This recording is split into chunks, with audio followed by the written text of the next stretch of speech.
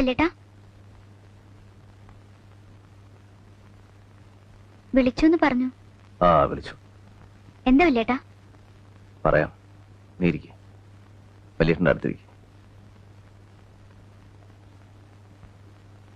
അച്ഛൻ മരിക്കുമ്പോ നീ കൈക്കുഞ്ഞ അവിടെ നിന്ന് എല്ലാരെയും വളർത്തി ഈ കുടുംബം ഇത്രത്തോളം എത്തിക്കാൻ വലിയേട്ടൻ പെട്ട പാട് നിനക്ക് മനസ്സിലാവില്ല.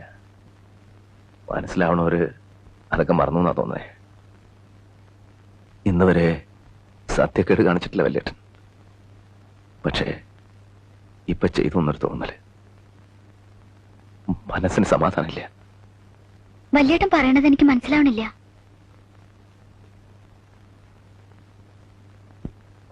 നളിനിയുടെ കാര്യ ഞാൻ പറയണേ. അവളോടും കുഞ്ഞമ്മാമ്മയോടും ഞാൻ നെറുകേട് കാണിച്ചു.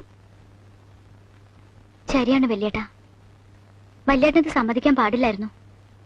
ഞാനത് ഏടത്തിയോട് പറയും ചെയ്തു. എല്ലാം അറിയണ വല്യേട്ടൻ തന്നെയല്ലേ മേനോൻ സാറിനെ പോയി കണ്ട് കല്യാണം ഉറപ്പിച്ചത്.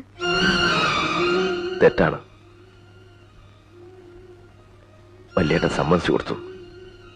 എല്ലാവരുടെ മുമ്പിൽ തോറ്റു കൊടുത്തു. സമ്മതിച്ചില്ലായിരുന്നെങ്കിൽ എന്താ ഉണ്ടാവുമെന്ന് ആലോചിച്ചിട്ടുണ്ടോ നീ? എന്താ ഒന്നും മിണ്ടാത്തെ? തെറ്റിപ്പിരിഞ്ഞു പോകരുത്. എല്ലാരും വേണം വലിയേട്ടൻ. എന്റെ കണ്ണടയണ വരെ നമ്മുടെ കുടുംബം ഇതുപോലെ ഉണ്ടാവണം. അതുകൊണ്ട് നെറുകേട് കാണിച്ചു. വല്യേട്ടാ, വല്യേട്ടൻ ചെയ്തതാ ശരി. തെറ്റോ ശരിയോ എനിക്കറിയില്ല. എന്നാ വലിയേട്ടൻ ഇപ്പൊ ഒരു തെറ്റ് ചെയ്യാൻ പോവാ. ഇവളോട് കാണിച്ച് നെറുകേട് തിരുത്തണം. വിജയന്റെ കല്യാണത്തിന് മുമ്പ് നമുക്ക് ഇവളുടെ കല്യാണം നടത്തിവിടണം. അതിന് വലിയേട്ടന് മുമ്പിൽ ഇപ്പോ ഒറ്റ വഴിയേ ഉള്ളൂ.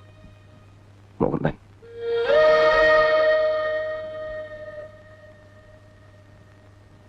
വലിയേട്ടനോട് വെറുപ്പ് തോന്നരുത്. അയാള് സമ്മതിച്ചോ? സമ്മതിച്ചു. എന്റെ വാക്ക് വന്നിട്ടില്ല. പിന്നെന്തിനാ വല്യേട്ട എന്റെ അടുത്ത് പറയേണ്ട കാര്യം? നമുക്കത് ഉടനെ നടക്കും. പറയണം. നിനക്ക് ആലോചിച്ച ചക്കനാ. നാളെ നീ എന്റെ നേരെ കഴിച്ചുകൊണ്ടിരുന്നല്ലോ. പേടിയാണ് മോനെ.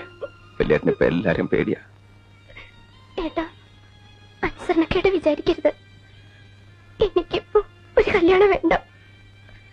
ഞാനിവിടെ ഇങ്ങനെയൊക്കെ കഴിഞ്ഞോളാം. മോളെ, നിനക്ക് വിധിച്ചത് ഇതാ.